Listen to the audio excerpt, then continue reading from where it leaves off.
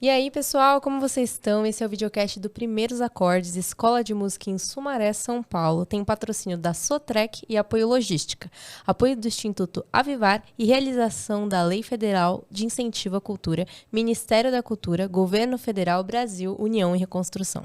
Meu nome é Brenda Umbelino, eu sou uma mulher branca, de cabelos bem curtinhos preto, eu cortei recentemente, nos outros podcasts eu tô com o cabelo um pouquinho maior. Tô com macacão preto, tô usando um colar de continhas e um brinco com penas douradas. E tô aqui com Marco Stupa. Um prazer te receber, Marco. Prazer. Se prazer quiser estar aqui. fazer sua audiodescrição pra gente também. Eu sou um homem branco, né? No momento estou careca, né? Resolvi raspar o cabelo, uso óculos, né? E uso barba. Tô com uma camiseta, eu não sei dizer a cor dela, tá? Pra mim é meio bege. Um branco meio bege, acho que ela tem vários tons ali de cor, né? É por aí. E, gente, Marco é trompetista, também Isso. professor do Primeiros Acordes, integrante da Noma de Orquestra, um grupo que eu admiro muito o trabalho, inclusive já entrevistamos outros membros que também são professores do Primeiros Acordes. E, enfim, é um prazer imenso te receber. Eu queria já iniciar nossa entrevista te perguntando uma coisa que eu sempre quis perguntar para muitos músicos, que eu observei que na formação de muitos músicos, os bailes foram eventos muito importantes, muito marcantes, né? E eu vi no seu currículo que com 13 anos você tocou em bailes, né? Só que é uma coisa que minha geração já não teve, né? É um tipo de evento que eu só fico imaginando, ouço falar. E eu queria que você contasse um pouquinho pra gente como que foi essa experiência de tocar em bailes, como foi vivenciar isso tão novo, né? Que você começou a tocar novo também. Sim, eu não tinha nem idade para entrar nos lugares, né? mas falando que era outros tempos, né? Anos 90, né? Comecinho dos anos 90, outros tempos. E eu tava, é até engraçado, eu tava conversando isso ontem com alguns alunos, né? Do Primeiros Acordes mesmo, sobre isso. Que foi uma experiência, assim, com 12 anos eu comecei a tocar numa bandinha de pop rock, né? Essas bandinhas de garagem, assim. E a gente fazia algumas apresentações. Um dia alguém me viu tocando, me reconheceu na rua e falou, pô, te vi tocando e tal, eu vou te apresentar para um cara. Beleza, marcamos um dia e eu, uma criança praticamente, né? Mas encontrei com o cara. Porque Você já tocava trompete? Já tocava trompete, eu toco desde os 10. Caramba, muito legal. Né? E encontrei com o cara até porque ele era dono de uma imobiliária que era perto de casa. Então, aí ele me levou na casa de um outro cara e tinha de um baixista e tinha um cara lá com um trombone. E o trombone dele tava assim em cima da cama, né? E aí o cara falou, esse aqui é o menino que eu falei e tal, toca trompete e tal, que isso e aquilo, né? O trombonista chegou, ele falou, você toca então? Eu falei, toco. Ele, pega o trombone e toca. Eu toco trompete, não toco trombone. Ele, pega o trombone e toca aí. Aí eu peguei o trombone e toquei Garoto de Ipanema, assim, negócio. Aí ele, pô, legal, gostei de você. Segunda-feira você tem alguma coisa a fazer? Eu falei, não, então tem um trampo pra você. Aí eu comecei a tocar meio mais profissionalmente, assim, né? Depois disso, né, eu entrei pra essa banda de baile e tal. E pra mim foi loucura, né? Porque eu era muito moleque. Tive essa experiência de já ter tocado nessa banda de pop rock, mas era tudo amigo e tal. Aí você entra numa parada, eu era o mais novo, mas de idade mesmo assim, mas era uma galera de idade muito próxima. Uhum. Aí de repente você tá todo mundo adulto e só você de criança ali, e eles me tratando como igual mesmo, assim, não era, criancinha, não, era me tratando como igual mesmo, né, as mesmas cobranças, tudo, eu errava, me xingava pra caramba, mas foi uma baita experiência pra mim, assim, né, eu tinha a vantagem de ter uma leitura muito boa, né, então eu jogava as partituras assim, eu já saía tocando. Né? Não tinha tanta dificuldade e tal. A maior dificuldade era a timidez. Eu sempre fui muito tímido. É né? mesmo? Sempre, muito tímido. Então, mas foi uma parada que eles conseguiram sempre me deixar muito à vontade e tal. Né? Apesar que eu morria de medo deles, mas eu ficava bastante à vontade. Às vezes eu até dormia no baile. E o que eram os bailes? Era um evento? Na verdade, falando assim, baile era meio que uma casa de show, né? Eu morava em Mauá na época, né? E o dono da banda, ele tinha uma casa de show em Santo André, né? E aí, então, a banda ensaiava lá, de segunda à noite, e tocava de final de semana lá, no bar mesmo, né? E aí fazia alguns outros eventos por fora, mas era mais focado em tocar no bar dele mesmo.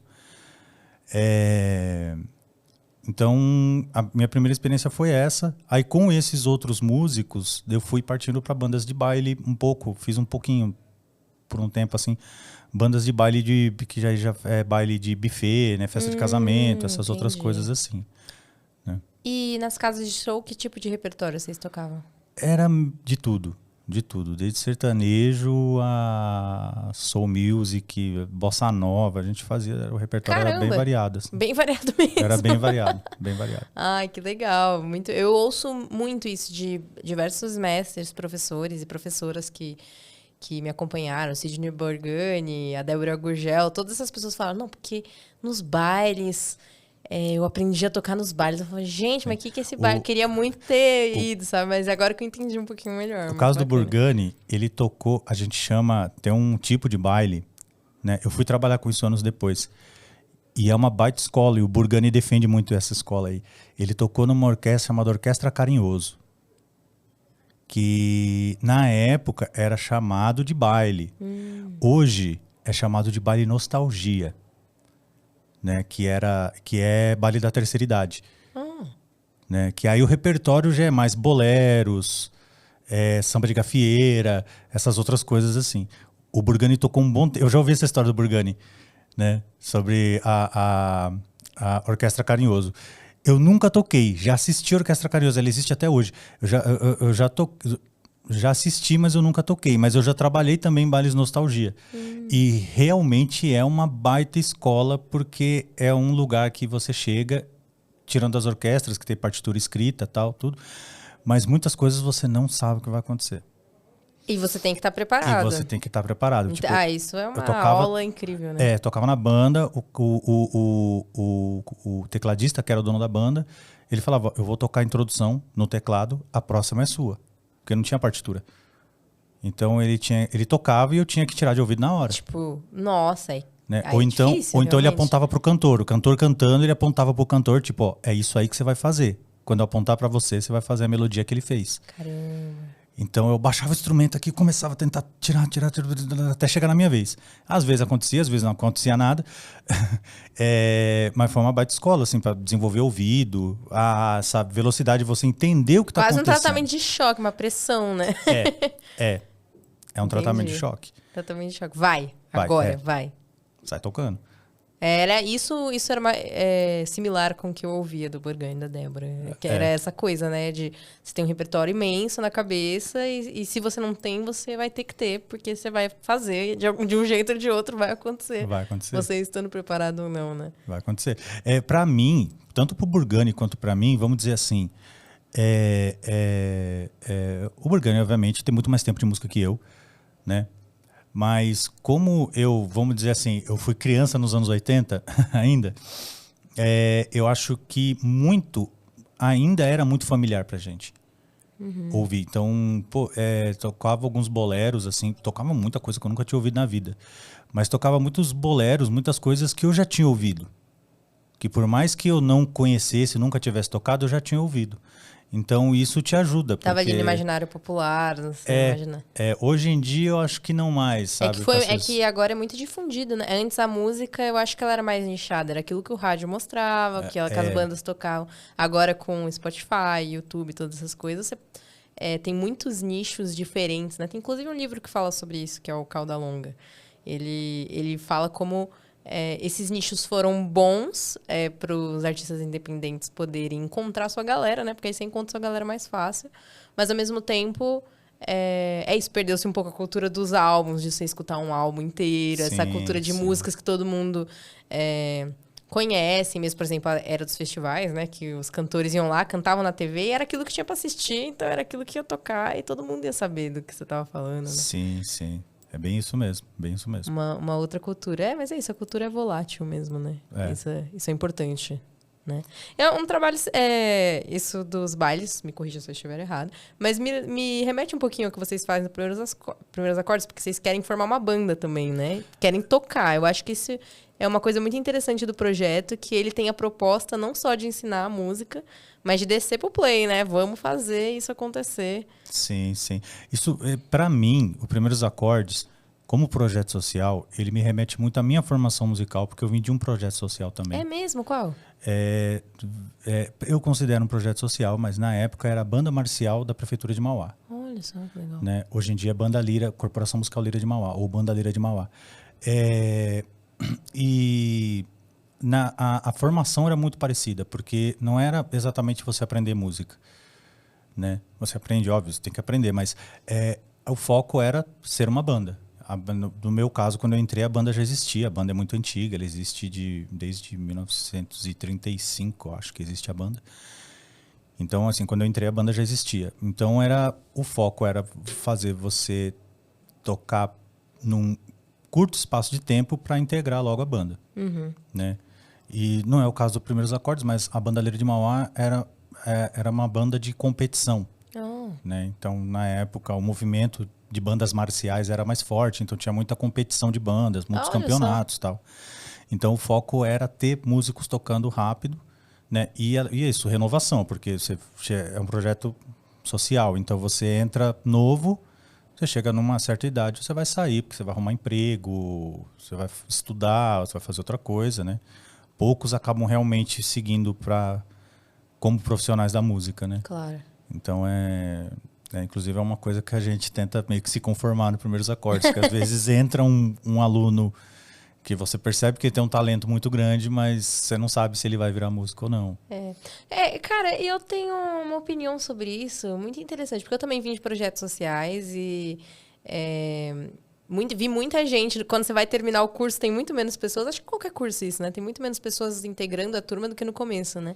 Mas eu acho que levar a música como hobby é muito importante também, sabe? Tipo, sei lá, não é a sua coisa principal, mas é isso, a música ajuda você como ser humano mesmo, né? Te dá sensibilidade, sim, percepção, te traz cultura, repertório, expande seus horizontes, né? Então, eu acho que isso é muito importante. Porque se todo mundo fosse músico, a gente não tinha trabalho, né? Sim. Então, mas eu acho importante ter esses amantes da música que estudam, que se interessam, mas também não levam para frente ao nível de ser profissionais, mas só ao nível de curtir aquilo, sim, com um pouquinho mais de propriedade, né? Eu gosto disso, da música. Acho que é tão importante quanto a música como profissionalizante. Eu sinto que muitas pessoas têm umas memórias afetivas muito grandes. Uma época eu estudei violão, e naquela época eu tocava isso. Hoje em dia não mais, mas naquela época era uma coisa... Eu acho que a música marca muitas pessoas, né? Então, sim, eu acho que esse acesso ao estudo da música, mesmo sem ser profissionalizante, só o estudo da música como arte, como uma possibilidade de existência, de hobby, etc., eu acho que ele é muito relevante, né? Total. Então, é uma parada que eu tenho comigo, falando disso que você falou, que é importante também, você, mesmo que você não seja músico, né, não siga a carreira, você estudar música por um tempo e tal. Pra gente que trabalha com isso, é um pouco frustrante, mas a gente entende. Né? Só um exemplo assim, da minha turma, quando eu comecei a estudar música, da minha turma que entrou comigo, eram 120 alunos. Uou. Sobraram 7. Caramba! Sobraram 7 e só eu me profissionalizei como músico. Caramba! Né? A música, ela é exigente, né? Ela é exigente. Ela exige uma vida, né? Eu até falo isso com os alunos. Às vezes a gente costuma fazer umas perguntas filosóficas assim pro pessoal. E a gente já perguntou sobre se alguém, por acaso, tinha despertado interesse, né? Por estar tocando um instrumento, já pensou em seguir isso como profissão? Uhum. Ninguém respondeu que sim. É mesmo? É porque isso, é o começo, tá todo mundo meio que todo mundo tem suas ideias, tem os seus projetos de vida, né? Apesar de ser de muito novos, já tem seus projetos de vida, né? Que é um outro paralelo com o meu tempo, que a gente não pensava em nada. E eu até brinco, eu falo, não, beleza, porque a música escolhe você. A música escolhe você. A música escolhe você, você não precisa escolher ela, não. Ela te escolhe. Foi o meu caso. Você não vai ter escapatória. Eu não imaginava que eu ia virar músico profissional, assim. né? Nossa, eu observo isso com frequência. Quando você conhece muitas pessoas que estão na música, que lidam com música, eu ouço isso com frequência. Não exatamente tão explicitamente dessa forma. Mas aqui no podcast mesmo, o Bio Bonato, ele falou isso, que ele tentou até outras profissões e tal, e falou, não, eu vou ter que fazer música mesmo. Isso um pouco depois de mais velho, né? Tem uma amiga que tá passando por isso também. Sim. Que ela se afastou e falou... Se afastou da música, foi trabalhar com outras coisas e falou... Não, mas não tem jeito. Eu nasci pra fazer isso, né? Aqui que eu sou feliz, aqui que eu me expresso, aqui que eu gosto de estar. Não tem como. O meu caso, eu até tentei, não vou falar que eu quis seguir outras profissões, mas ser músico não é fácil. Não é fácil. Então eu tive momentos eu já fui servente de pedreiro. Nossa. Já trabalhei em banca de jornal, já fui vendedor de livro, né? Mas era uma coisa que era para completar a renda, não era tipo, eu vou tentar ser outra coisa. Não, era para completar a renda porque nem sempre músico, eu sempre fui músico freelancer, né? Músico freelancer, a hora você tem um monte de trampo, a hora você não tem nada, né? Então foi mais coisas assim para completar a renda, né? Por alguns períodos. Mas eu, como trabalho com música desde muito novo, eu realmente nunca fiz outra coisa. Eu não me vejo fazendo outra coisa. Desde os 13 anos já estava lá tocando. Então eu realmente não consigo me ver fazendo outra coisa. Não vou nem tentar. Não. E é isso, você está muito bem estabelecido. Inclusive, já vou puxar o assunto aqui, que eu li que você já fez gravações com muitas pessoas, né? Da música brasileira. E uma que me chamou a atenção foi a Elza Soares. Eu falei, nossa, ele já gravou com a Elza Soares, que legal. E aí eu queria que você contasse um pouquinho dessa experiência, porque eu particularmente acho Elza uma das rainhas da música brasileira, né? Inclusive partiu há pouco tempo. Então é uma honra, né? Eu imagino que deve ter sido. E conta um pouquinho pra gente. A Elza foi na verdade, assim, eu não gravei com ela, eu toquei com ela por um curto período de tempo, assim. E foi como eu tava como músico substituto, na verdade, né?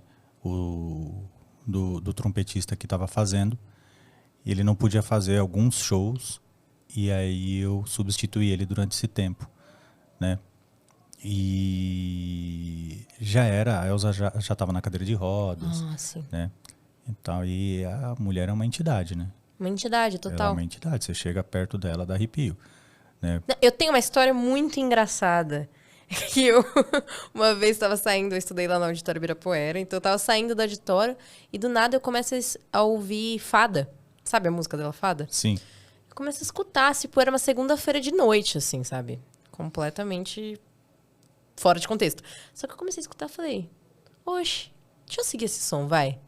Tô fazendo nada, já acabou a minha aula. Fui seguindo. Do nada, só tem a Elza Soares e as Bahias da Cozinha Mineira num palco, assim, sem nenhuma plateia. Eu acho que elas estavam passando o som por um show que ia acontecer. E aí eu me senti, você falou entidade, eu me senti muito isso, atraída, né? Eu ouvi assim e falei, não posso ir pra um outro lugar a não ser seguir esse som. Aí eu fui seguindo e fiquei assim. Foi a única vez que eu vi a Elza pessoalmente. Ela morreu pouco tempo depois disso. Morreu pouco. Então foi uma memória muito boa que eu tenho. Mas pra mim ela ainda é uma entidade, porque eu falo o nome dela, já me dá arrepio, porque a mulher, a força, a história dessa mulher é impressionante. Tudo nela é impressionante. Então, pra mim, ela ainda existe. Ela nunca vai deixar de existir. Nunca vai deixar de existir. Pra mim é como se estivesse viva. É a Mulher do Fim do Mundo. É a Mulher do Fim do Mundo. Foi justamente esse disco que eu toquei. É mesmo, que delícia. Foi a Mulher do Fim do Mundo. É um do meu disco preferido dela. Que legal, muito bacana que você tenha tido essa experiência. E muito legal que estamos falando sobre isso hoje. Viva Elza Soares. Viva Elza Soares. E uma outra coisa que eu já ia perguntar sobre seus shows é que eu vi que você fez 3 turnês pela Europa. E eu acho isso uma coisa muito bacana. Eu fico muito feliz quando eu vejo músicos brasileiros tão dedicados à música, tocando fora e mostrando a música brasileira para pessoas no exterior. Eu acho isso muito bacana, porque eu acho que a música brasileira tem uma coisa muito única e muito rica. Então, eu fico muito feliz, porque eu acho que é isso. Ela tem que ser espalhada mundo afora. E eu ia te perguntar, pedir para você contar um pouquinho, na verdade, sobre essas turnês que você fez. Como é que foi essa experiência? Imagino que deve ter sido muito bacana. Sim, na verdade, eu vou contar 4 turnês. 4 turnês? 4 turnês, porque as 3 turnês foram com a Nômade. Nossa, né? que Foram legal. com a Nômade Orquestra. E, vamos dizer assim, uma experiência única. né? As 3 turnês foram na Europa, né? E a experiência de você estar num lugar, numa língua completamente diferente da sua... Eu só falo português, tá? Não falo outra língua. Fala português e fala música também. Fala musiquês, né? Fala musiquês. Musiquês é muito bom, poderoso. Todo mundo entende. Todo mundo entende musiquês. Isso. Todo mundo toca e você não precisa nem estar, enfim, né? Falando com palavras, só música. Você, na Nômade, faz música instrumental, né? Sim. Então, sim. só de ser ali o som, ele toca na alma, né? Mas da Nômade foi bem interessante, assim, a forma como a gente foi recebido nas 3 turnês. Porque você começa uma banda despretensiosamente, grava disco despretensiosamente. E quando você vê, teu disco tá tocando no mundo inteiro. Isso deve ser uma sensação incrível. Você chega nos lugares, você chega do outro lado do mundo e as pessoas... Pô, eu ouço sua música. Né? Ou então, pô, eu sou fã de vocês. E tipo... Tá, né? Sou só um Como cara, que pode, né? Sou só um cara que, né, que sei lá, então é surreal assim, a experiência, né? A 4ª turnê, eu acho que apesar de tudo isso da Nômade, assim, sem ter sido mágico, né? A minha primeira turnê internacional, eu tinha 14 anos. Que? 14 Nossa, anos. muito novinho. E eu fui pro Chile com a banda de Mauá, com a banda marcial de Mauá. Olha, que legal. Né? Era uma tentativa, como eu falei, a banda era de competição. E no Brasil, você tinha na época, acho que tem até hoje, mas eu vou falar da época, né? Que eu não acompanho mais esse movimento. Mas você tinha bem organizado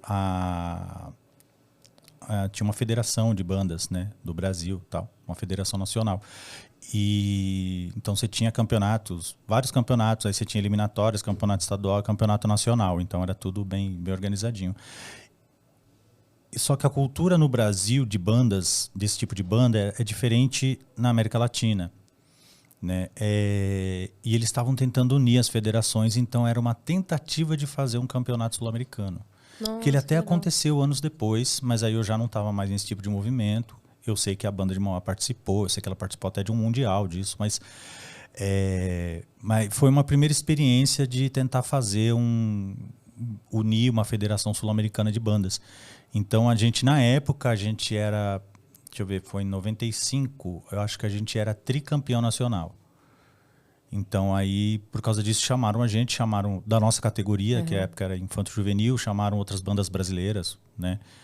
Mas tinha que se virar para ir. Então, algumas bandas não conseguiram ir. A gente conseguiu patrocínio de empresas de Mauá para conseguir ir para o Chile. Passamos, acho que... Eu não lembro se foram 10 dias no Chile, alguma coisa assim. Tocamos em várias cidades. Só não tocamos em Santiago, mas a gente passou por várias cidades no interior mesmo, assim, né?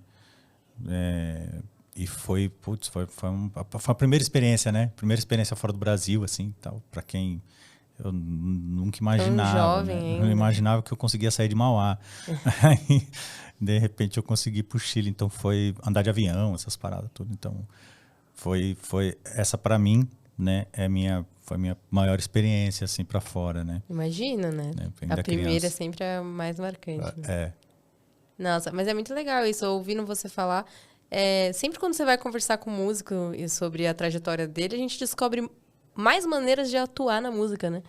Sim. Eu lembro que era uma dúvida que eu tinha quando eu era muito novinha. Eu falava, mas como é que faz? Tipo, você canta e é isso aí? Mas existem múltiplas maneiras, existem corais, agora bandas marciais, que tem competições, eu não sabia disso, muito interessante, né? Sim. Tem músico de estúdio, músico de show, né? Músico solo, tem banda sinfônica, tem música popular, música erudita. São tantas áreas de atuação, né? Sim. É muito interessante. Querendo ou não, a Nômade Orquestra ainda meio que faz baile, né? Por exemplo, eu fui assistir vocês no Mundo Pensante, aquilo ali é meio baile, não é não? Ali é baile.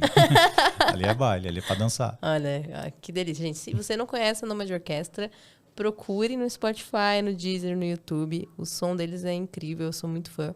Já é o 3º podcast que eu digo isso, então se você não assistiu, não ouviu ainda, essa é a sua chance, hein? E, enfim, para finalizar nossa entrevista, queria aí perguntar, você falou que tem essa semelhança do seu estudo quando jovem com o ensino que você dá no Primeiros Acordes, que é uma formação de banda, um projeto social também. Como é para você isso? Você sair de um lugar, fazer sua trajetória num projeto social que é tão similar ao que você atua hoje? Como que, sentimentalmente, é isso para você? Imagino que deve ser emocionante. É uma coisa que o que eu tento passar foi o que eu recebi, né? Então, é muito, como é que eu posso dizer? Quando primeiro, eu não sabia o que era um trompete, eu não fazia a mínima ideia do que era um trompete. E hoje eu sou trompetista, essa é a primeira coisa. Então, aí você você tem acesso a um mundo, né, completamente diferente do seu, do que você vive, sabe? Eu morava no morro, né, vivia numa situação de extrema pobreza. E aí você tá ali, você começa a se conectar com um mundo completamente diferente. Tipo, a música erudita, a música clássica, eu não sabia o que era, né? E a gente tocava música clássica, a gente tocava aberturas de óperas, tocava ter acesso a certas músicas, até nessa ajuda do baile também, porque a gente também tocava um repertório mais popular e tocava muito bolero, tocava uns tchá-tchá-tchá, essas paradas tal, que rola muito em baile nostalgia. Então, eu comecei a ter acesso a tanto a histórias quanto sons diferentes, estilos diferentes de música, jazz, que eu também nunca tinha ouvido, né? Então, esse acesso a uma cultura diferente, você se abrir para esse diferente, eu acho que é muito legal, né? E é o que eu tento passar, porque a princípio você chega o aluno lá e ele chega com uma visão completamente limitada, que é a visão que ele vive no dia a dia dele, né? Então, o que eu tento, para mim, foi o que eu recebi, que é o que eu tento passar, expandir isso. A música, ela destrói barreiras dentro de você, tanto de repertório, principalmente, mas também barreiras mais internas, mais embaixo, né? Inclusive, você conhece o mundo. A gente vai fazer um concerto, né? A gente vai fazer um concerto agora, a gente vai preparar um concerto falando sobre cinema. Olha, que legal. Né? E a primeira música que eu quis escrever, que eu estou fazendo arranjo, né? Eu sou arranjador lá, eu que faço a maioria dos arranjos, é Cinema Paradiso, né? Que eu esqueci o ano do filme, o filme é bem antigo. E a trilha sonora é do Ennio Morricone. Eu sou fanzaço do Ennio Morricone. Eu sou fanzaço de trilha sonora, na verdade. Trilha sonora é muito legal. Né? E eu tô fazendo arranjo e eu perguntei para os alunos. Falei, alguém aqui conhece esse filme? Né? E é muito engraçado, porque a minha esposa, ela não conhecia o filme. Ela nunca tinha assistido. Aí mostrei o filme para ela. Ela chorou horrores. Né? E amou. Aí eu fico escrevendo lá em casa, eu tô escrevendo, ela tá cantando, né? Eu começo a escrever, eu tenho que ficar ouvindo também, né? Então, fico tocando no piano, fico fazendo tal, e ela fica cantando lá, fazendo as coisas dela e cantando a melodia. Porque é uma melodia muito marcante, né? E aí eu tô...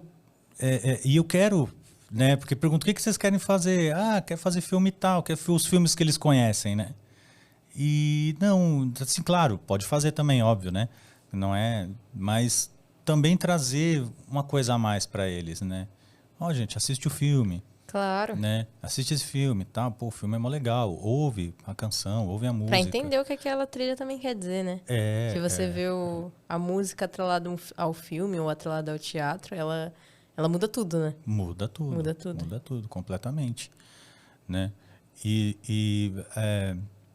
Só falando de mais uma experiência rapidinho, que também faz parte disso. Não sei se você sabe que... Já ouviu o termo resumo da ópera? Já ouvi o termo resumo da ópera. É a abertura da ópera. A abertura da ópera é uma música que, na verdade, é como se fosse um pupurri, que está todos os trechos da ópera numa música só.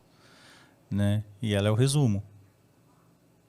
E uma vez eu vi um maestro falando disso, ele explicando uma abertura de uma ópera pra gente.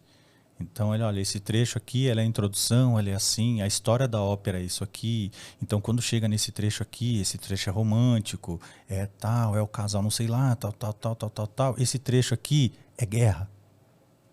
Então, ele tem que ser tenso. E é tudo uma música só, né? Então, você vai mudando os climas. Se você toca parte por parte, você está contando uma história ali, você está contando a história inteira da ópera, né? Então, e essa parte aqui é não sei o quê. E ele explicando isso pra gente, para quê? Para que a gente pudesse interpretar melhor. Né? Não só ler notinha e fazer som. Não, interpretar a música, entender o que a música está falando, o que o autor quis dizer, né? Então, assim, a gente fazia muito esse tipo de estudo. Eu, quando criança, fazia muito esse estudo de ler sobre a música, de ler sobre a peça que a gente está tocando, né? A gente tocava muito música da Disney, então a gente assistia todos os filmes da Disney para poder tocar, né? E essa mesma experiência que eu quero passar é mais do que ler partitura e fazer som no instrumento. Não, é entender, é se expressar realmente. Se expressar, sentir o que você está fazendo. Uma vez um professor meu me disse que o instrumento ele é tipo um terceiro braço, assim. Ele é você, né? Ele não é nada se você não estiver se expressando através dele. Sim. Eu marco isso. Que ele no caso, eu falo para alunos meus que o instrumento ele é só um amplificador. Né? É você que faz o som. É você, principalmente um instrumento de sopro, como o trompete, ele é literalmente trombone. Um instrumento, né? Ele é para você se expressar, um meio. Mas é você que está se expressando. Ele é só um amplificador. Muito lindo. Né? Então, eu tento tirar isso deles um pouco, né? Muito legal. Nossa, adorei te escutar, Estopa. Infelizmente chegamos ao final do nosso tempo, mas foi um prazer imenso falar com você. Conta pro pessoal como que eles podem te achar nas redes sociais, ouvir o seu trabalho. No Instagram, Marco_Stopa. Né? Esse é o meu STOPPA, tá? Que meu sobrenome é meio difícil. Também pelo Instagram do Primeiros Acordes, né? Que ali tá a nossa caminhada ali, né? Tal, né? A gente vai colocar mais coisa lá, principalmente sobre os últimos trabalhos, as últimas coisas que a gente está realizando, tá? Sigam a Nômade Orquestra, tá? Todas as plataformas digitais. A gente só não tem TikTok ainda. Uma hora vai ter, tá? E acho que é isso. Perfeito. Pessoal, meu nome é Brendon Bellino, estou no Instagram como Brendon Bellino. E foi um prazer. Prazer foi meu. Até mais, gente. Tchau.